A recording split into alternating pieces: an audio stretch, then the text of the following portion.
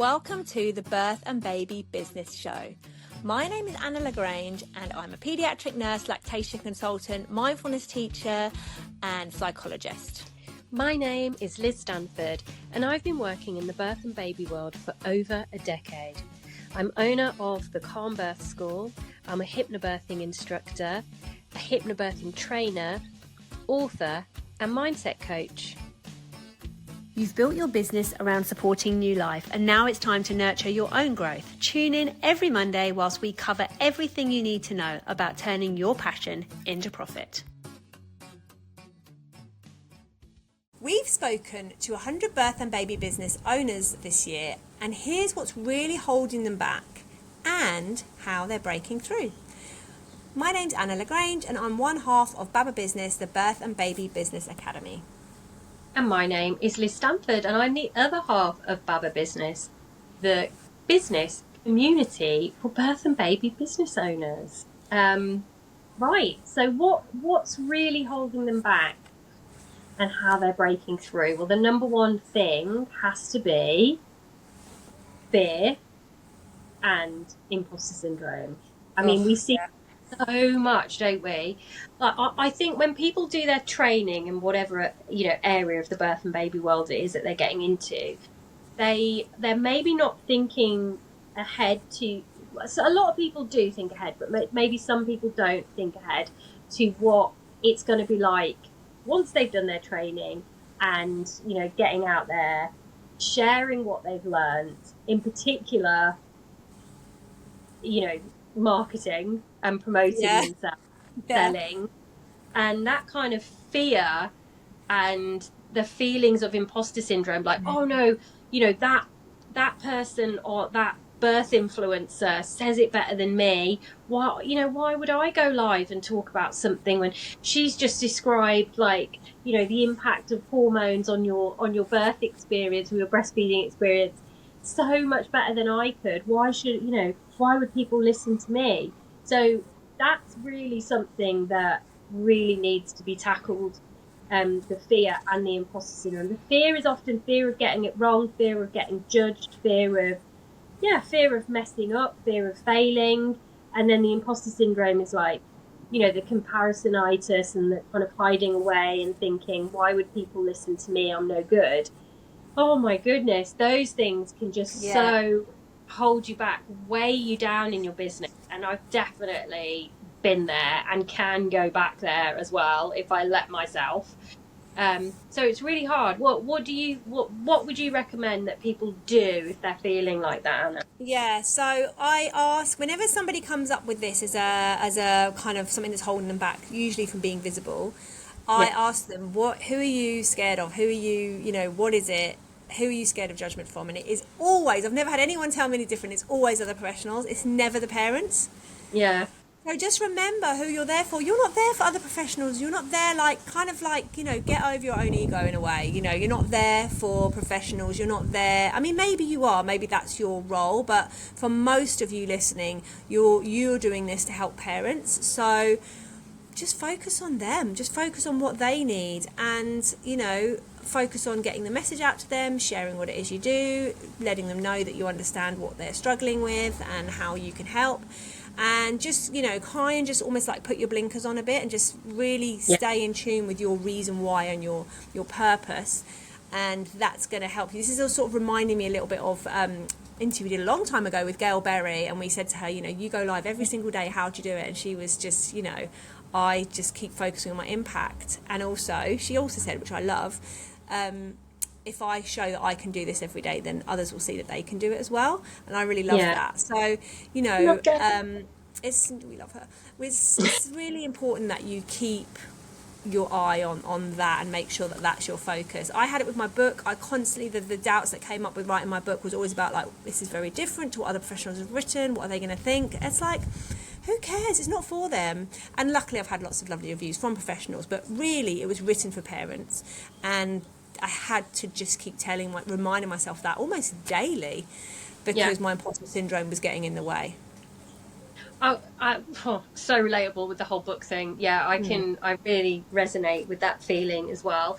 I think sometimes what people do, which really makes the imposter syndrome so much worse, is that they put these other professionals up on a pedestal and Mm. think of them as like, they're the ones that know everything. They're the ones that are, like the pinnacle of knowledge in the industry. And often they might even know less than you, Yeah. or they might actually be behind the camera going, oh god, did I say that right, how did that go, and I just think we have to take them off their pedestal and start and just treat them like normal human Yeah. beings who can also mess up. Like, I've watched influencers before, like, do reels or lives and say something that I wouldn't deem to be the right way to approach something or Oh, discuss all something. the But time. isn't that the beauty of being able to have your own Yes. opinions, you know? And so it Exactly. all have to agree on everything, and we don't all have to argue over everything as well. I do think Mm. it's silly when people jump on and are arguing over little points of view. Fair enough if it's something big that needs to be rectified, but we do need to start thinking about ourselves as being like a vessel of knowledge, and that we have something to share and something to say in our own unique Yeah. way, Yeah. and that the people who are going to connect and resonate with it are the people for us, and the people who aren't are for somebody else. Maybe that particular influencer who you're so in awe of, take them off the pedestal and treat them Yeah. as they're just like you, basically. So really working through the fear and the imposter syndrome is definitely how people break through into growing their businesses. But maybe backpedaling a little bit, the other thing that holds people back is when they just don't know how to get their first paying client. Yeah. I think that can be Yeah. a real sticking point for people, and people can give up quite easily if it doesn't happen quite soon. Yeah. So what would your top tips about that be? Yeah, so it can be really hard to get your first paying client because often, I mean, I know certainly with both of our courses, people don't qualify until they've worked with families. Mm, That is an important part of it, but there's something about, and some people find that difficult as well. And obviously, they've got us holding their hands, helping them to get, to do that. But then there's something about that exchange of money that people sometimes find really challenging. And also, it's a massive milestone. So we call this a milestone in the Birth and Baby Business Academy membership. It is a milestone getting your first client, and it should be something that's absolutely yeah, 100% celebrated. yeah, We want to so celebrate your first paying client. There's a membership coach that we've dipped in and out of work with him. Stu McLaren, and he is like a multi-millionaire, maybe, I don't know, he's got a lot of money anyway, and he's been doing this a long time. He's very successful, and yeah, he's raking it in, is what I'm saying. So he's like a very different sort of person to us, but he still, this is what I love, he still remembers and talks about his first ever paying client for his business, which yeah. was like 15 years ago. That's so great. He just was like, that was a massive moment for me. And I think I remember my first paying client. I'm sure you can as well. It's massive, and I don't mean that as like, oh my god, be scared of it. I mean, like, it's a threshold. It is something to be Yeah, celebrated, and it's not an easy thing always to do, but we've got some tips to make it a bit easier. And what we say is your first paying client is probably going to be somebody that you know, or through somebody that you know. So don't start thinking, oh, my first paying client's got to come through Instagram, and therefore I yeah. need like however many followers for that to happen. They're probably not. They're probably not going to come through Instagram. They're probably going to come through a connection that you already have. Definitely. I think when people start focusing their attention for that first client on people who already know, like, and trust them, it just Yeah. closes that really quickly, and you'd be surprised how much easier it is to get a client that way. And that can be a strategy going forward as well. But once you start getting those first few clients, it won't be your only strategy, because then your confidence will come through as well once you've Yeah. got that client and you've had that experience, and that filters out into your business as well. So we have actually, probably got a whole podcast on getting your first client. So Okay. definitely take a look at that. The other thing that holds people back, right? This is going to sound really harsh, and I almost feel bad for saying it, is the Say excuse that we make. You know, it.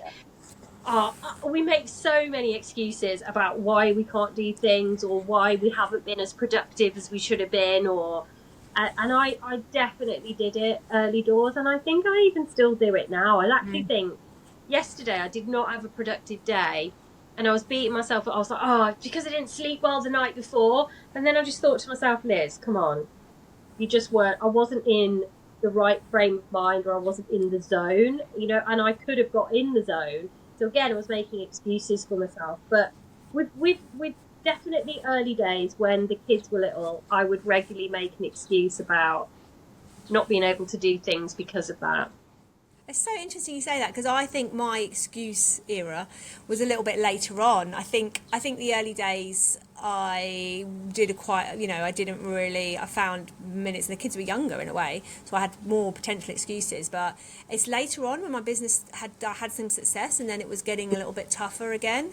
And rather than do the difficult and uncomfortable things, I would then kind of unconsciously make excuses like my husband isn't supportive enough, I don't have like that cheerleader in my home who like really believes me. And again, by the way, that's not even true. It was a story I told myself, but anyway, that's a whole nother rabbit hole that I think we've been down before. Yeah. I think in the podcast where we interviewed each other, actually, I think you'll find that in there, which was a year ago. So yeah, all the things like my mentor at the time, well, she got a husband who does most of the childcare, or they've got enough money to pay for more childcare, so therefore my business can't. Because all this stuff is just absolute nonsense. And I know I keep talking about old episodes, but the episode that this brings up for me, this kind of solution, is go and listen to the Cheryl McDonald from Yoga Bellies. She was like, it's such an inspiring story how she started off her business when she had a little baby, and the lengths that she and her family went to, the sacrifices they made, that wouldn't even occur to a lot of people. Like, she turned her living room into a yoga studio, and they had a living room upstairs. You know what I mean? But that's how passionate and committed she was to her business. Yeah. It might look another way for you. We're not saying neglect your kids, or don't spend any time with your family, but there's a lot you can do in a very short space of time. It's one of the things we love helping members with in the membership. The tasks that you really need to do for your business actually don't necessarily take that much time. It's not building an entire all singing, all dancing website. It's those outreach calls. It's sending a few text messages and email, which can take 5 minutes, half an hour. Those are the things, and anyone can find 5 or 10 minutes in their day. So yeah, just kind of think about what excuses you might be making to yourself about why your business isn't the success that you feel or others around you feel it should be. Yeah, I love that. Are you in your excuse era? I think that's an episode. I love it.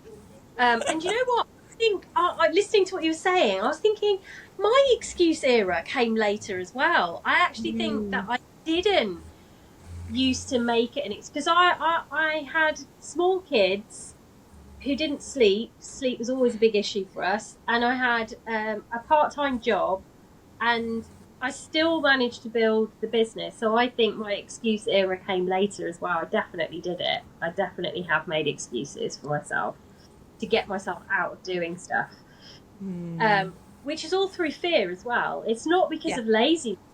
That's a story we tell ourselves as well. It's something deeper than that that's sort of stopping us from moving forward. But it's very interesting. Anyway, if you guys want some accountability and support with your mindset, because let's face it, all of these things come back to your mindset and taking care of yourself. We've got a free group which is called the 10-Minute Mindset Mastery Hub. And in there, we are teaching you or showing you, supporting you, guiding you to introduce very, very easy rituals or habits into your daily life, which are going to make a huge difference to your business success. So come and join us. The link is in the show notes. And we will see you next week. Bye. Bye. Thanks for tuning in to the Birth and Baby Business Show. If today's question sparked something for you, share it with a fellow birth or baby business owner, and don't forget to subscribe so you never miss an episode. See you next time, and keep growing your beautiful business and doing your work the way you do it. It is so needed.